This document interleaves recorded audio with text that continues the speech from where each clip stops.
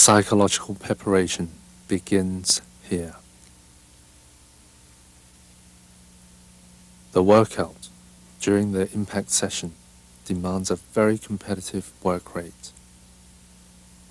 Physical and mental adaptation is necessary to increase better performance.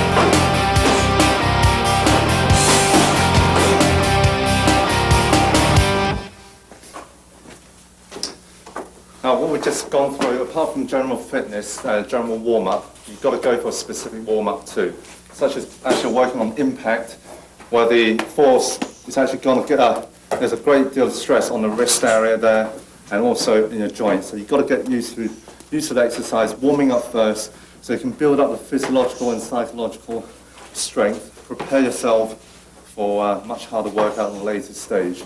Now we're going to move on, start warming up the legs, and then we work on gradually building the speed and power up.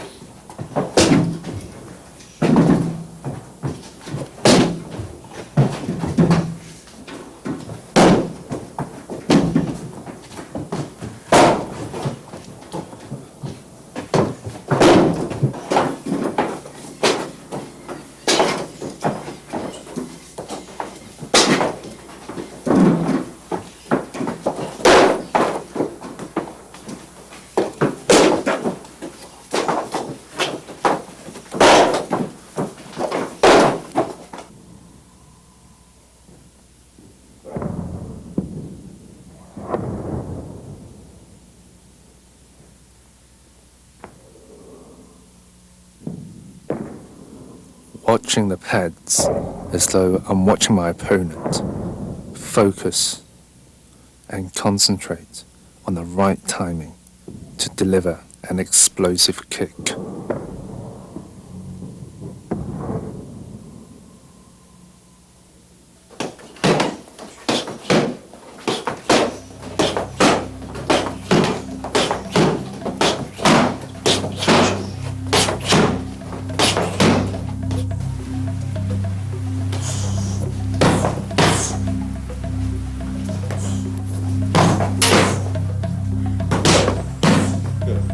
No. Go. Come on, one more. Go. Okay, good. Well done.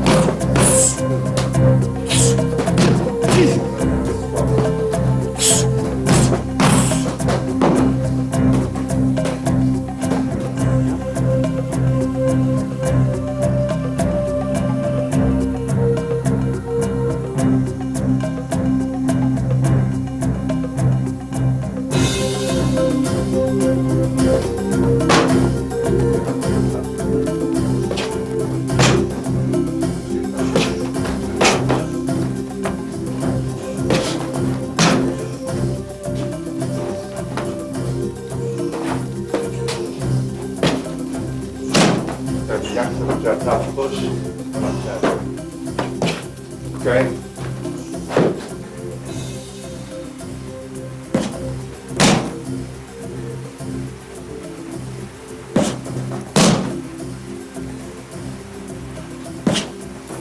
Okay, one more.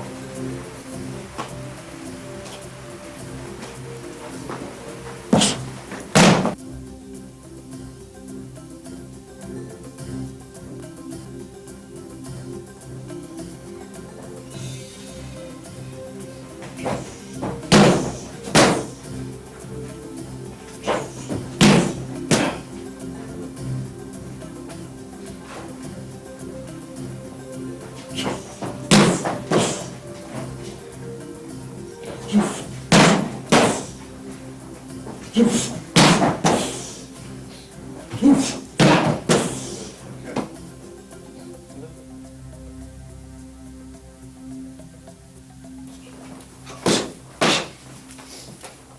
on, hold for one.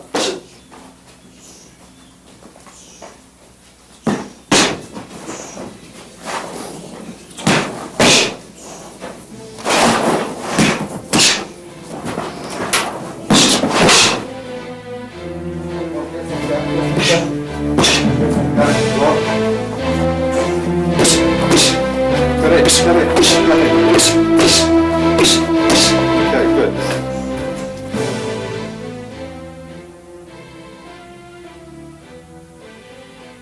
I demand an even higher standard of myself, but stagnation appear again. I must persist and endure until I have fulfilled my intention.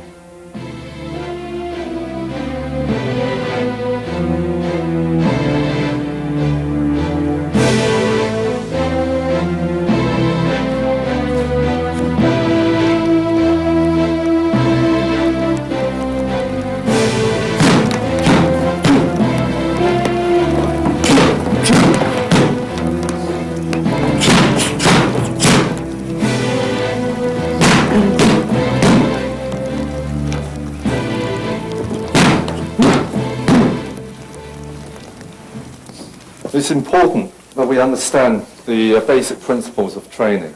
First of all, we have being specific, intensity, progression, recuperation, and reversibility. Now, being specific by means of segregating and understanding different parts of training, for example, speed, strength, power, skills, and qualities. Now, you need to understand that and then train on those specific issue and really finely tune. Okay, it's no point trying to mix it all up and hopefully the best will come out of it. It doesn't work that way. And plus you'll give yourself a very hard time. Progression is worked on that way. Once you start achieving a certain standard, your muscles are used to, or yourself mentally are used to a certain technique or a certain way. In order to take another jump to another level, another standard, you need to actually push yourself and increase the intensity. The other principle I forgot to mention was frequency. Now, frequency is also important. How often you train, how hard you train. Now, it's pointless somebody who train 100% every day or every session. That is totally ludicrous. And anybody who tells you to do that is totally wrong. You have to train sensibly. You've got to train, on a majority of the time, you've got to train on a moderate rate. Now, only at a certain period of time, if you either need to perform or you need to fight, you overload. Maybe it goes to 100% every now and then. But after then, we have the principle of recuperation. Whenever you have a hard session, you've got to allow yourself to have a period of time to rest. Otherwise, you'll come to a mental and also a physical exhaustion after maybe only 3 or 4 weeks. And for you to actually recover from that will probably take you a lot longer period of time. And by the time you get back into training, you're back to square one again. The whole idea of training in martial arts is actually enjoy it. And it's pointless. No, you turn your training into a punishment.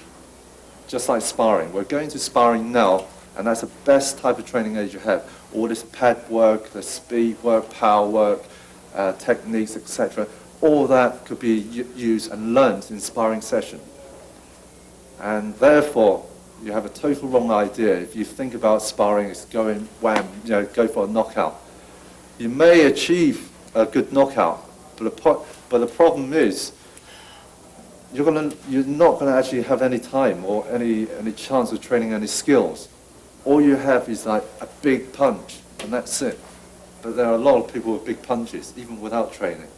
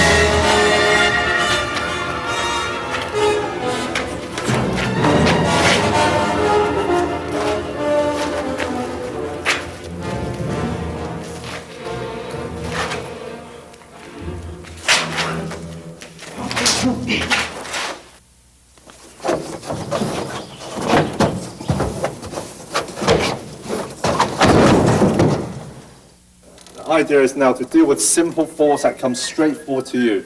We'll do that again. As it comes forward, you take, when the force comes, switch your footwork, take this back, bring this one over, and turn the body.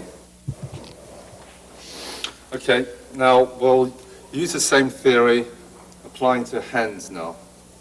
This will bring you much closer towards the understanding of Wing Chun theory.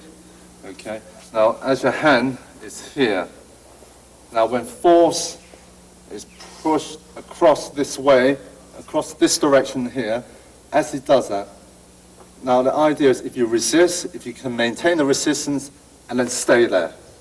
If not, if it's a lot stronger, you rather than resisting, you come over. So when the hand comes this way, that leaves you open, and you follow that force right the way through.